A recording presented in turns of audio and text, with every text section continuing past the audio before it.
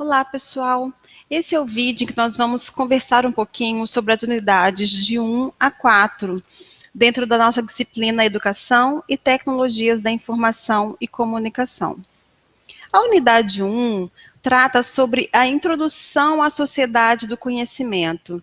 Mas quais seriam os sinônimos para a sociedade do conhecimento? É a sociedade em que nós vivemos agora, neste momento.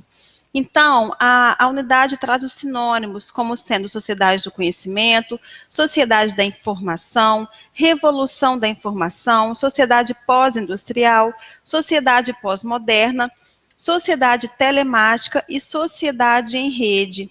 Então, todos esses nomes são sinônimos para o atual momento em que nós vivemos, que é a sociedade do conhecimento. Mas do que estamos falando, né? Essa sociedade em rede, ela resulta da informatização e do novo paradigma tecnológico, que é, por sua vez, caracterizado pela crescente geração de informação, seu processamento e transmissão. Então, a chave aqui, olha, são esses três termos. A informação, ou seja, nós temos muita informação hoje em dia, que está sendo disponível em diversos meios. O processamento dessa informação e a transmissão dessa informação. Bom, um dos principais meios de veiculação da informação hoje em dia é a internet, né? Mas qual é o conceito de internet? Internet é um sistema global de redes de computadores interligados que utilizam um conjunto próprio de protocolos que permitem a comunicação entre usuários do mundo inteiro. Então, a internet ela veio para revolucionar a informação, a disponibilidade de informação e a comunicação entre os usuários do mundo inteiro. Um conceito muito importante que é abordado na unidade 1 é o conceito de internet 2.0, tá? Ou então web 2.0. Esse conceito foi criado para denominar uma segunda geração de comunidades e serviços na internet, baseado no uso de ferramentas com maior potencial de interatividade, tendo como características principais o compartilhamento de informações e a construção coletiva do conhecimento. Ok? Nós temos, anterior ao período da Web 2.0, nós temos a Web 1.0. Quais seriam as características da Web 1.0? É a produção de conteúdo centralizado, os sites eram estáticos, a distribuição do conhecimento era unidirecional e o usuário é apenas um leitor, ou seja, o usuário não consegue compartilhar nada. A Web 2.0 veio para revolucionar a web. E quais seriam as características dela? A produção de conteúdo descentralizada, o compartilhamento e colaboração de conteúdo, a fácil recuperação de conteúdos e o usuário se torna autor e produtor.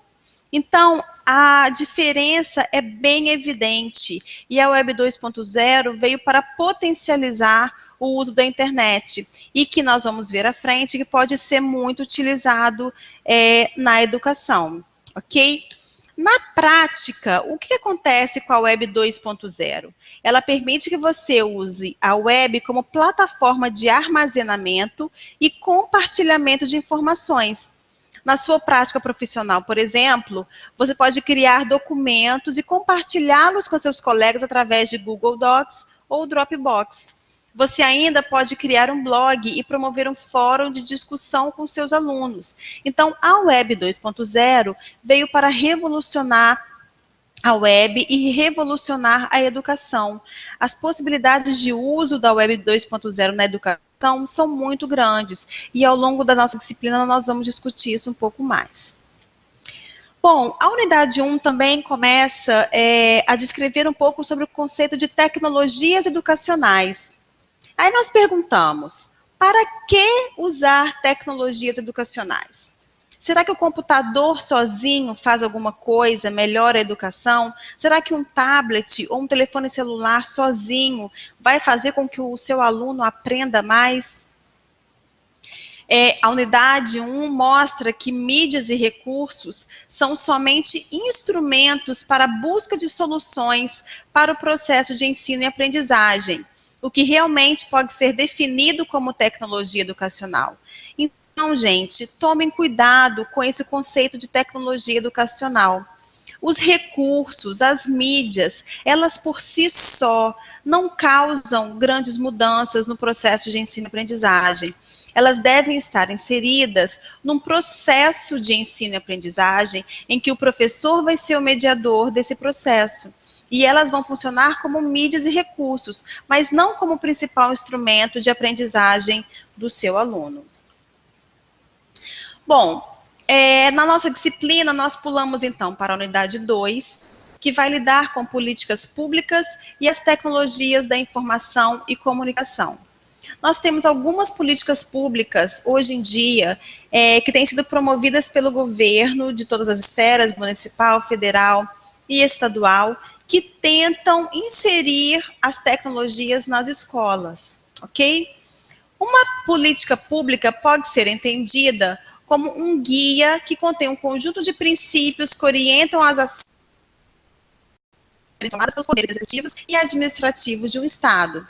O fundamento de uma política pública é composto por leis e regulamentos.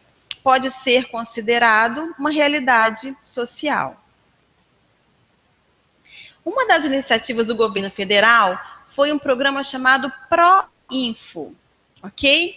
O PROINFO, ele tem um site, e se você quiser, você pode pesquisar mais sobre ele. Ele se dá por meio das ações locais dos NTS, em parceria com as escolas que aderem ao programa. No Rio de Janeiro, os NTS foram instituídos pela Secretaria de Estado de Educação do Rio de Janeiro, em parceria com a Secretaria de Ensino à Distância, a partir de 1998. Uma outra iniciativa do governo federal foi o programa UCA e PRO-UCA. No Brasil, essa ideia se formalizou inicialmente por meio do projeto piloto UCA, que significa um computador por aluno, que depois foi ampliado por meio de um edital do CNPq e da CAPES, passando a ser chamado Programa Um Computador por Aluno para promover a inclusão digital por meio da distribuição de laptops em escolas públicas. Um outro programa também do governo foi o programa Banda Larga nas Escolas. Esse programa tem por objetivo incrementar o ensino público no Brasil por meio da internet e suas ferramentas, possibilitando o acesso às informações disponibilizadas na rede mundial de computadores, bem como os aplicativos com potencial pedagógico que são utilizados por meio da web.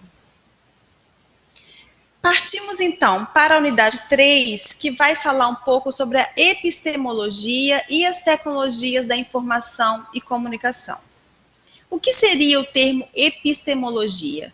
Nada mais é do que a teoria sobre o conhecimento, ou seja, como nós conhecemos. Será que nós já sabendo alguma coisa, ou nós aprendemos a partir das experiências, ao interagir com os objetos ou outras pessoas? Então, a unidade 3 vai lidar um pouco com esse conceito, ok? Nessa unidade, nós falamos um pouco sobre racionalismo e sobre o empirismo. De acordo com o racionalista, o único caminho para a verdade é a contemplação fundamentada. Para o empirista, é diferente. O único caminho para a verdade é a observação meticulosa.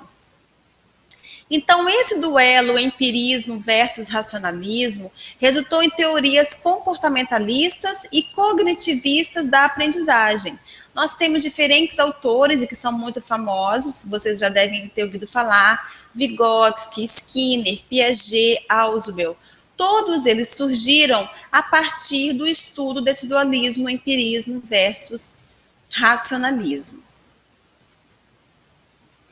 E por fim, nós chegamos à unidade 4, esse vídeo nós vamos lidar até com a unidade 4, que fala sobre novas tecnologias, os benefícios e seus desafios. Você, como professor, se sente desafiado a usar as novas tecnologias? Elas realmente são novas? E por quanto tempo permanecerão novas? As tecnologias têm nos dado acesso a uma infinidade de possibilidades, não é mesmo? trazendo benefícios enormes para a vida humana. Por outro lado, a lógica da inovação também é permeada pela prática da obsolescência programada, em que nos vemos quase que obrigados a migrar de uma tecnologia para outra rapidamente. E isso pode ser um problema, né?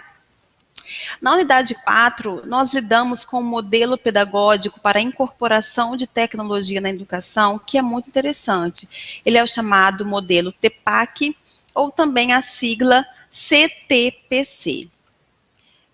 Os autores dessa teoria, eles descreveram o conhecimento, que pode ser o conhecimento do conteúdo, o conhecimento do pedagógico, da pedagogia, e o conhecimento da tecnologia.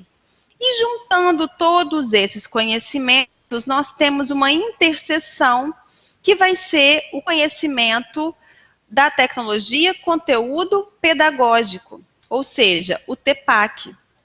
Nesse modelo, nós integramos as 3 esferas: o conhecimento, a tecnologia e o aspecto pedagógico.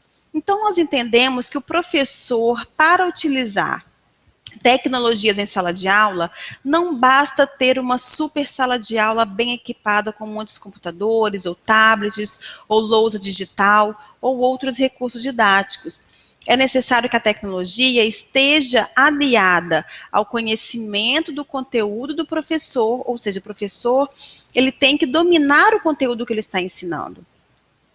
Além disso, o professor tem que ter um conhecimento pedagógico, ou seja, como ensinar tal conteúdo, como ensinar matemática, como ensinar português, como ensinar ciências.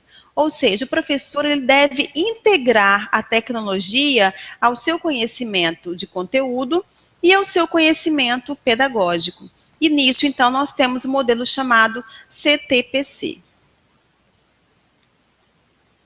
Bom, nós temos inúmeras possibilidades de utilização das redes de conhecimento.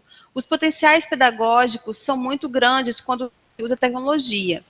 Elas possibilitam o estudo em grupo, o compartilhamento de experiências e conhecimento, oferecendo mecanismos para a comunicação entre os usuários, tais como fóruns, chats, e-mail, recados ou mensagens instantâneas. Possibilitam também identificar pessoas que possuem interesses similares e assim criar subgrupos de estudo. Além disso, um outro potencial pedagógico das redes de conhecimento são as comunidades virtuais de aprendizagem que podem ser criadas e desenvolvidas a partir dos sites disponíveis na internet. É isso, gente. Agradeço a participação de todos e bons estudos.